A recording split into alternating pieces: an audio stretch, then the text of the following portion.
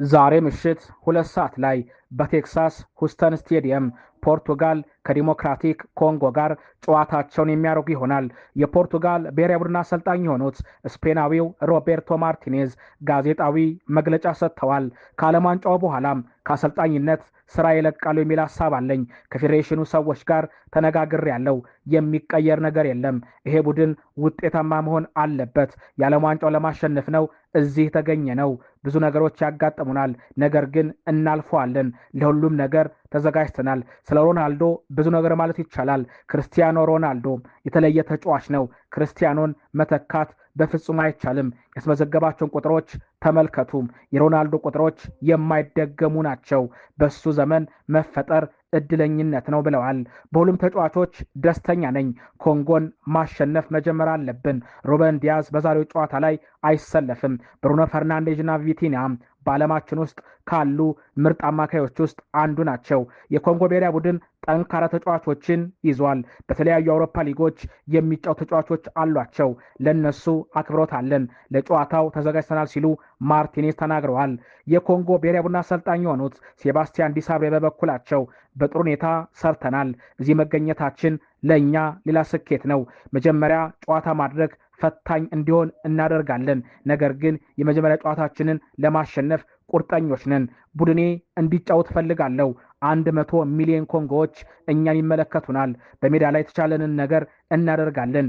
የፖርቱጋል ብሔራዊ ቡድን ጥንካሬ ሁሉም የሚያውቀው ነው። እኛ በራሳችን ላይ እናተኩራለን ሲሉ ዲሳብሬ ገልጸዋል። ምሽት 5 ሰዓት ላይ በዳላስ ስቴዲየም እንግሊዝ ከክሮኤሽያ የሚያደርጉት ጨዋታ ይጠበቃል። ከጨዋታው በፊት ጀርመናዊው ቶማስ ቱኸል ሀሳባቸውን አጋርተዋል። እዚህ ያለው ሙቀት ለመለማመድ ጥረት እያደረግን እንገኛለን።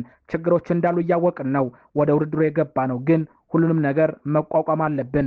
የእንግሊዝን መዝሙር ለመዘመር በቂ ነገር የለኝም። ሰዎችን ማስቆጣት አልፈልግም ካሉ በኋላ እንግሊዝ ስሆን እንደ ቤቴ ይሰማኛል። የኔ ዓላማ በ60 ዓመት ውስጥ የመጀመሪያውን የዓለም ዋንጫ ለእንግሊዝ ማምጣት ነው። በድፍረት ነው የምንጫወተው። ሁሉም ተጫዋቾች ታላላቅ በአውሮፓ ሊጎች ውስጥ የሚጫወቱ ናቸው። ስለዚህ የነበራቸውን ብቃት ወደ ሀገራቸው ማምጣት ይጠበቅባቸዋል ብዬ አስባለሁ። ቻሎባ የማል ተከላካይ ሆኖ ሲጫወት ጎበዝ ነው። ስፔንስ ቀኝም ግራም ላይ መጫወት ስለሚችል ምንም የሚያስጨንቀን ነገር የለም። ክሮኤሽያ አስደናቂ ቡድን ነው። ከባድ ጨዋታ እንደሚሆን እናውቃለን። ሁላችንም ለጨዋታው ዝግጁ ነን። ዛሬ ግድ 3 ነጥብ ያስፈልገናል ሲሉ እንደዚሁ ቶማስ ቱሄል ሀሳባቸውን አጋርተዋል። የክሮኤሽያ ብሔራዊ ቡድን አሰልጣኝ ዝላትኮ ዳሊች እንደገለጹት አጥቅተን ነው የምንጫወተው። ከባድ ጨዋታ ይሆናል፣ ግን በጥሩ ሁኔታ ተዘጋጅተናል።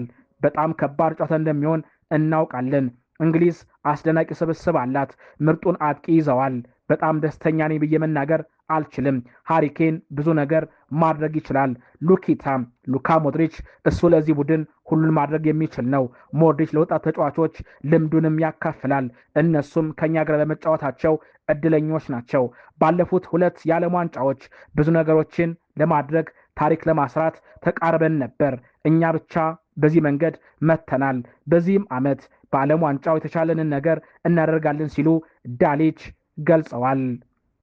የአርጀንቲና ብሔራዊ ቡድኗን አሰልጣኝ የሆኑት ሊዮኔል ስካሎኒ ከትናንትናው ጨዋታ በኋላ ሊዮ ሜሲን በተመለከተ ሀሳባቸውን አጋርተዋል። በሱ ብቃት ለዓመታት ስንገረም ስንደነቅ ቆይተናል። ላለፉት 20 ዓመታት ምርጥ ተጫዋች ቢሆንም አሁንም በእያንዳንዱ ጨዋታ እያስገረመን ነው።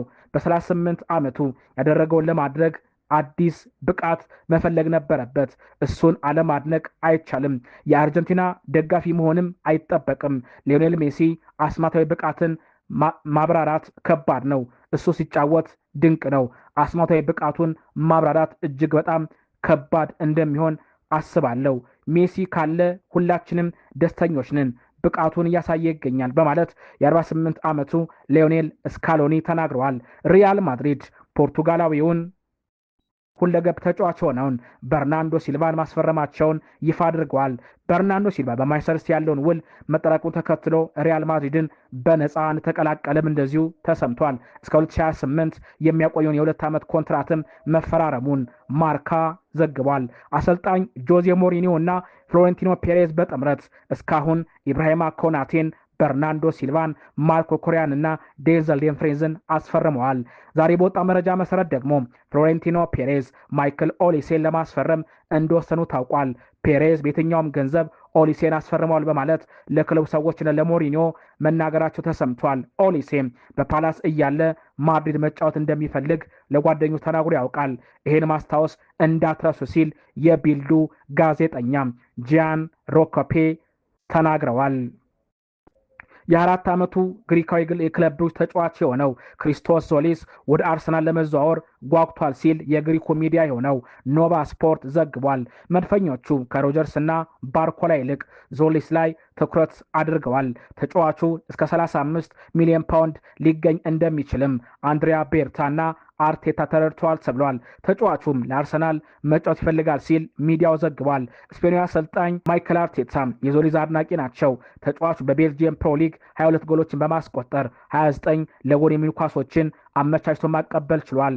ዞሊስ አዲሱ ኤደን ሃዛርድ ተብሎ እንደሚጠራም ብዙዎች ይገልጻሉ። ማንቸስተር ሲቲዎች የጀረሚ ዶኩን ኮንትራት ለተጨማሪ 5 ዓመታት ለማራዘም እንደተቃረቡም ተገልጿል። የ4 ዓመቱ ቤልጂየማዊ በ2023 ከስታድ ሬን ወደ ኢቲሃድ ከመጣበት ጊዜ ጀምሮ አስደናቂ ብቃቱን እያሳየ ይገኛል። ታዲያ ተጫዋቹ እስከ 2031 የሚያቆየውን የ5 ዓመት ኮንትራት ለመፈረም እንደተስማማ ተሰምቷል። ተጫዋቹ ወኪልም ወንድሙ የሚሆነው ጀፈርሰን ዶኩም ጀረሚ ሲቲን ይወዳል ሲል ተናግሯል።